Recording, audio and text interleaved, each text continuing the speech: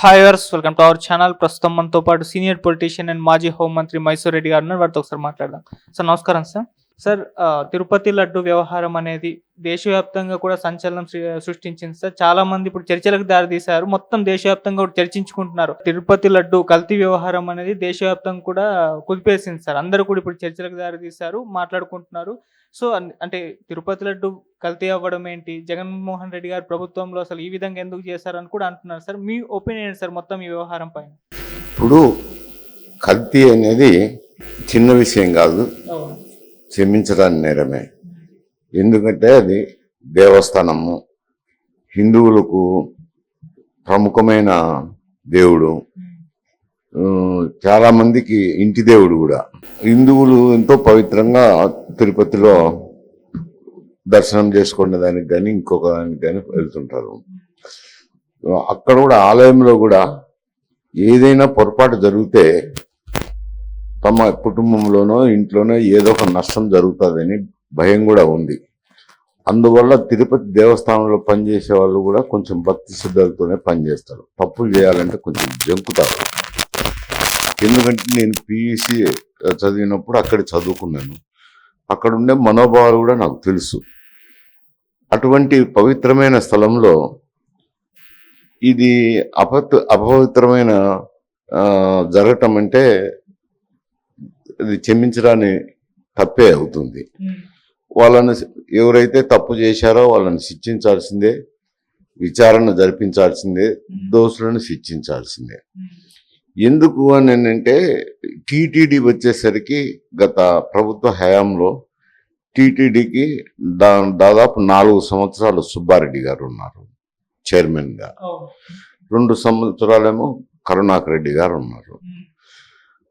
ఈ ఒకవేళ ప్రభుత్వం కూడా ఇది మాకేం సంబంధం ఉంది, టీటీడీ అటానమస్ బాడీ అనే దానికి కూడా వాళ్ళిద్దరు కూడా అత్యంత సన్నిహితులు, దగ్గరైన వ్యక్తులు ముఖ్యమంత్రి గారికి.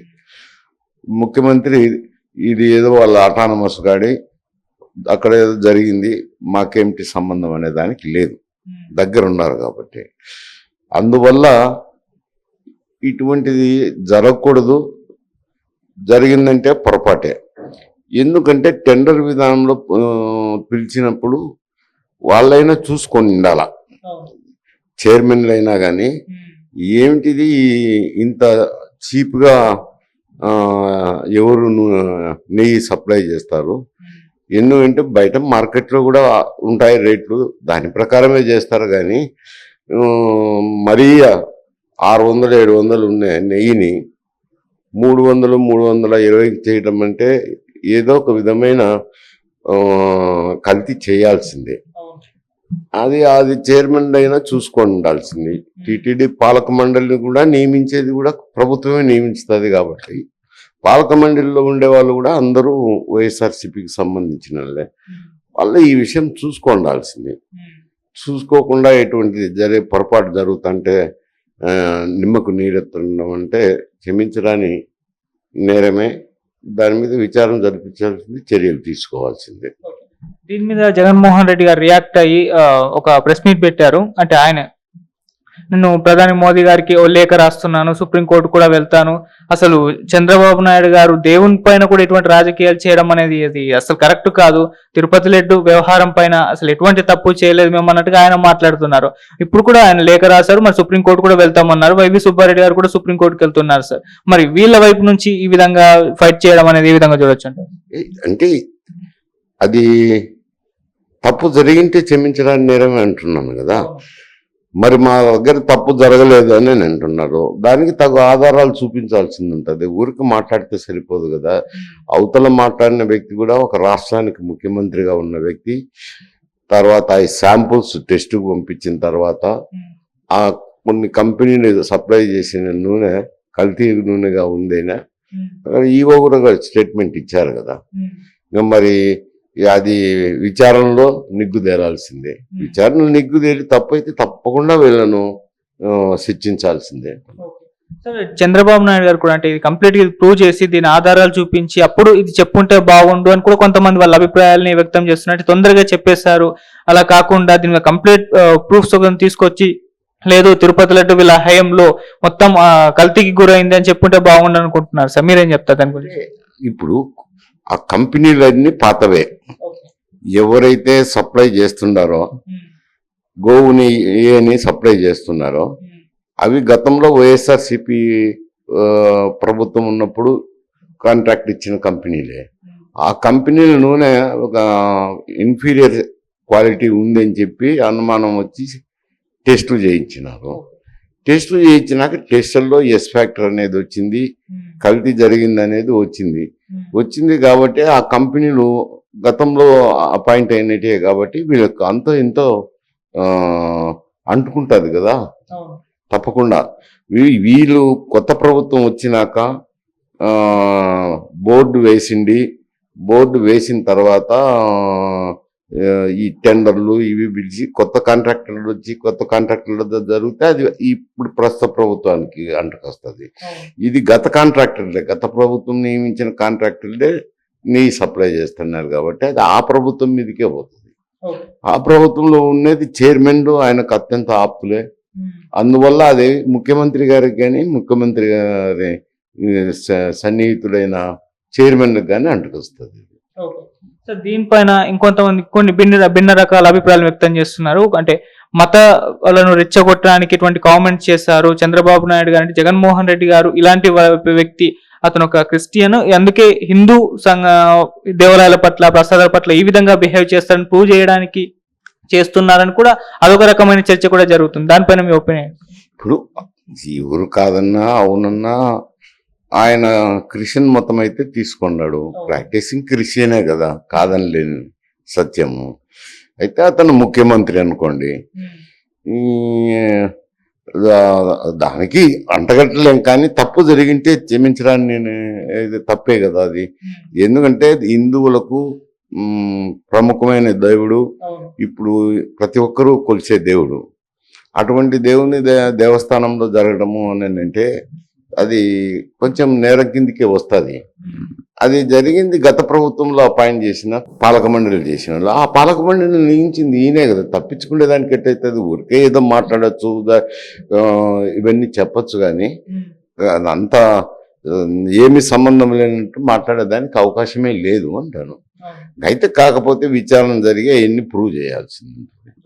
అటు జగన్మోహన్ రెడ్డి గారు ఇంకోటి కూడా అంటున్నది, మోదీ చంద్రబాబు నాయుడు గారు కలిసి ఆడుతున్న డ్రామా ఆ కోణం కూడా ఉంది అని అంటున్నారు. అది ఉండే ఛాన్స్ ఉందంటారు? అది ఏం సంబంధం ఉంది? వాళ్ళు అడిగారు అనుకోండి, అక్కడ కేంద్ర మంత్రి గారు సడ్డా గారు దీని మీద రిపోర్ట్ పంపించమని చెప్పి ముఖ్యమంత్రి గారితో మాట్లాడడం జరిగింది. రిపోర్ట్ పంపించమన్నారు. రిపోర్ట్ పంపించినాక రిపోర్ట్లో ఉంటే కనుక వాళ్ళు కూడా చర్యలు తీసుకునేదానికి మేము కూడా సంసిద్ధమే, ఇటువంటి జరగకూడదు, జరిగిన దానికి చర్యలు తీసుకుంటామని కూడా చెప్పడం జరిగింది. ఇప్పుడు ఈ వ్యవహారం విచారణ జరిగి తేలిందంటే అది ఇబ్బందికర సమస్యే. ఎందుకంటే అది గత ప్రభుత్వం మీదకే వస్తుంది. ప్రభుత్వం మీదకి వచ్చినప్పుడు దేవస్థానంలో ఇటువంటి జరిగినప్పుడు చాలా మంది అది చెడ్డ పేరు వస్తుంది కదా, తప్పకుండా పార్టీకి చెడ్డ పేరు వస్తుంది, జగన్మోహన్ రెడ్డికి చెడ్డ పేరు వస్తుంది. సరే, ఇప్పటి వరకు దీన్ని జగన్మోహన్ రెడ్డి గారు సరిగ్గా డీల్ చేయలేకపోయారు అంటే అన్ని ఆరోపణలు వచ్చినా కూడా ఆయన పెద్దగా రెస్పాండ్ అవ్వలేదు, దీన్ని హ్యాండిల్ చేయలేకపోవడం ఇంత పెద్ద చర్చకు దారితీసింది, అన్ని విమర్శలకు దారితీసినా కూడా ఆయన మాత్రం పెద్దగా అంటే దీన్ని హ్యాండిల్ చేయడంలో విఫలమైంది. ఇప్పుడు పార్టీకి చాలా దెబ్బ తగిలింది అన్నారు. మరి ముందు ఇది ఇంకా మైనస్ అయ్యే అవకాశం అయితే కనిపిస్తుంది. ఇప్పుడు తప్పకుండా, ఎందుకంటే ఒక దేవస్థానంలో ఇటువంటిది జరగటము, గత పాలక మండలి సమయంలో కూడా జరిగిందని అభియోగాలు రావడము, ఇవన్నీ వచ్చినప్పుడు ఇది మరంత సిట్ విచారణ జరుపుతామన్నారు. సిట్ వేసి విచారణ జరిగి అదంతా నిజమని తేలితే మాత్రం చాలా చెడ్డ పేరే వస్తుంది. తప్పకుండా వస్తుంది చెడ్డ పేరు. సార్, ఇటు పవన్ కళ్యాణ్ గారు కూడా నిన్న వెళ్ళి మాట్లాడారు, అలాగే ఆయన పాయచిత్త దీక్ష కూడా తీసుకున్నారు సార్ ఈ వ్యవహారంలో. మరి ఇప్పుడు పవన్ కళ్యాణ్ గారు కూడా అంటే మొన్నటి వరకు ఆయన రెస్పాండ్ అవ్వలేదు, నిన్న చాలా గట్టిగా ఫైర్ లో కూడా మాట్లాడారు. మరి ఇంకా మున్ముందు ఎటు వెళ్తుందంట? అంటే ఆయన కూడా ప్రభుత్వంలో భాగమే అనుకోండి, జనసేన పార్టీ కూడా కలిసి ఫ్రంట్ గానే ఉండాలి కదా, ఉన్నారు. ఒక మంత్రిగా రియాక్ట్ అయ్యేదానికి ఉంది. అతను ఉప ముఖ్యమంత్రిగా ఉన్నాడు, ఉండినప్పుడు ఒక పార్టీకి అధ్యక్షుడిగా ఉన్నాడు, ఉప ముఖ్యమంత్రిగా ఉన్నాడు కాబట్టి తప్పకుండా రియాక్షన్ ప్రాముఖ్యత ఉంటుంది. ప్రాయశ్చిత్త దిశ అని అన్నారు. ప్రాయశ్చిత్తం చేసుకోవాల్సింది ఎవరు అనేది ఇప్పుడు సమస్య. ప్రాయశ్చిత్తం చేసుకోవాల్సింది వైఎస్ఆర్సీపీ వాళ్ళు, తప్పు జరిగింటే. అటువంటిది అంటే ఏదో ఒక రకమైన ప్రొటెస్ట్ కార్యక్రమం అనుకోండి, దాన్ని తప్పలు పట్టలేము. ప్రొటెస్ట్ కార్యక్రమంలో తీవ్రంగానే స్పందించినట్టు జరగడం మంచిది కాదు. ఎవరైనా స్పందించుతారులేండి, ఎందుకంటే హిందువుల మనోభావాలు దెబ్బతింటాయి కాబట్టి ప్రతి ఒక్కరు స్పందించుతారు. సార్, ఇప్పుడు చంద్రబాబు నాయుడు గారు కూడా పైన ఇప్పుడు ఒక రెస్పాన్సిబిలిటీ ఉంది అని అనుకోవచ్చు. ఎందుకంటే ఆయన ఒక స్టేట్మెంట్ ఇచ్చేసారు, ఆరోపణలు చేశారు. ఇప్పుడు అవి నిజమని ప్రూవ్ కావాలి. రేపటి రోజు లేదు ఇది తప్పు అని చెప్పేసి అంటే మళ్ళీ ఆయనకి ఉచ్చు బిగించుకునే అవకాశం అయితే ఉంది. ఇప్పుడు ఆయన పైన కూడా ఒక రెస్పాన్సిబుల్, ఒక బాధ్యతాయుతమైన పని అయితే ముందుంది అనుకోవచ్చు. అంటే ముఖ్యమంత్రి గారు చెప్పినారు కాబట్టి, ఈవో శాంపుల్స్ తీసినారు కాబట్టి దాని మీద చర్చించుంటారు. కొంత ప్రైమా పేసి ఉన్నప్పుడే ఆరోపణలు చేస్తారు. ఆయనకు చుట్టుకొచ్చేది ఏముంది? ఆయనకి ఇది ప్రూవ్ కాకుండా పోయే సమస్య లేదు కదా. ఎందుకంటే కాంట్రాక్టర్లు పాతలు సప్లై చేస్తున్న వాళ్ళలో కొందరు ఇన్ఫీరియర్ క్వాలిటీ వచ్చిందని టెస్టులు చేసిండొచ్చు, ఇప్పుడు చేసిండొచ్చు. ఇది కాంట్రాక్టర్లు ఏమో పాతలే కదా, పాత విధానంలో ఏం సప్లై చేస్తుంటారు, ఇప్పుడు వాటినే సప్లై చేసింటారు కదా. అంత కాదని రండి, ఇది సిటీ వేసినా కానీ ఈ ఎంతో కొంత ప్రూవ్ అవుతుంది. ప్రూవ్ అయినప్పుడు తప్పకుండా శిక్ష అనుభవించాల్సిందే. సార్, సిట్ కాకుండా సిబిఐ వాళ్ళకి అప్పగిస్తే బాగుంటుందని వాళ్ళ వైపు నుంచి, అంటే వైసీపీ వైపు నుంచి ఆరోపిస్తున్నారు. ఎందుకంటే సిట్ అనేది వీళ్ళ కంట్రోల్లో ఉంటుంది, సిబిఐ అనేది సెంట్రల్ కంట్రోల్లో ఉంటుంది. సో అందుకే వాళ్ళకి ఇస్తే బాగుంటుందని వీళ్ళ వైపు నుంచి ఒక ఆర్గ్యుమెంట్.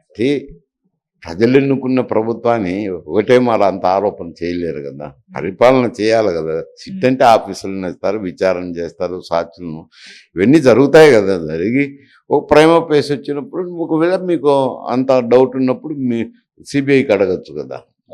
మళ్ళీ అప్పలెంట్ అథారిటీగా సిబిఐని అడగచ్చు, ఏం చేయకూడదు అనేది ఏముంది? సార్, అంటే వైసీపీ హయాంలో ఇటువంటి జరగడంలో ప్రధాన ఉద్దేశం ఏంటంటే కల్తీ తిరుపతి లడ్డు ఇవ్వాలి అందరిని అన్న ప్రధాన ఉద్దేశం ఏంటంటే కల్తీ చేయడానికి చెప్పినారు కదా. అతను 320 కంటే ఆ రేటుకి ఎక్కడ దొరకదు.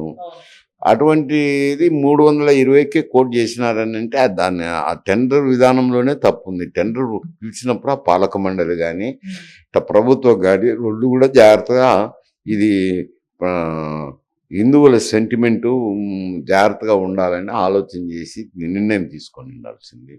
తీసుకొని లేకుండా పొరపాటు చేసినారు. 320 టెండర్ కోట్ చేసినారు. అత్యంత ధర తక్కువ, దేవుని సొమ్ము సేవ్ చేసేదానికి చేసినామని చెప్పి అక్కడ నాణ్యత లేని సరుకు తీసుకొని సప్లై చేయడము అని అంటే అది పాలక మండలి తప్పు అవుతుంది. పాలక మండలిని నియమించిన ప్రభుత్వానికి కూడా తప్పు అవుతుంది. సార్, అంటే తిరుపతి విషయంలో ముందు నుంచి కూడా వీళ్ళపైన చాలా ఆరోపణలు ఉన్నాయి సార్ వైసీపీ హయాంలో. అంటే రోజా గారు కూడా డబ్బులు తీసుకొని విఐపి పాస్లు ఇస్తారు, ఇటువంటివి చాలా చేసింది. తిరుపతి కేంద్రంగా ఎన్నో అక్రమాలకైతే వీళ్ళు పాల్పడ్డారని అన్నారు. ఇప్పుడు ఇవన్నీ కూడా వాళ్ళకి వచ్చి బిగించుకునే అవకాశం ఉంది. ఉంటాయి, ఇప్పుడు అక్రమాలు జరిగినాయి అంటే ఇంకా ఇవన్నీ సిటీ విచారణ జరిగినప్పుడు ఇవన్నీ తేలుతాయి. తేలినప్పుడు పార్టీకి దెబ్బే కదా అంటారు. సో ఒకవేళ ప్రూవ్ అయితే జగన్మోహన్ రెడ్డి గారి పార్టీ రాజకీయ భవిష్యత్తు కంప్లీట్ గా మసకబారిపోతుందని కొంతమంది, ఆయన అరెస్ట్ అయ్యి జైలుకు వెళ్లే అవకాశం ఉందని కూడా కొంతమంది, ఆ విధంగా జరిగే అవకాశం ఉంది. ఎందుకంటే ఆల్రెడీ ఇప్పుడు పార్టీ కష్టాల్లో ఉంది. ఇవి ఊహాగానాలు, ఇవి ప్రజలు రకరకాలు అనుకుంటారు. సిట్ అయితే వేస్తామని ముఖ్యమంత్రి గారు ప్రకటించినారు. సిట్ వేసినప్పుడు అవి ప్రూవ్ అయినప్పుడు అది ఆ పార్టీకి ఇబ్బందికర సమస్య, తప్పకుండా ఇబ్బందికర సమస్య అంట.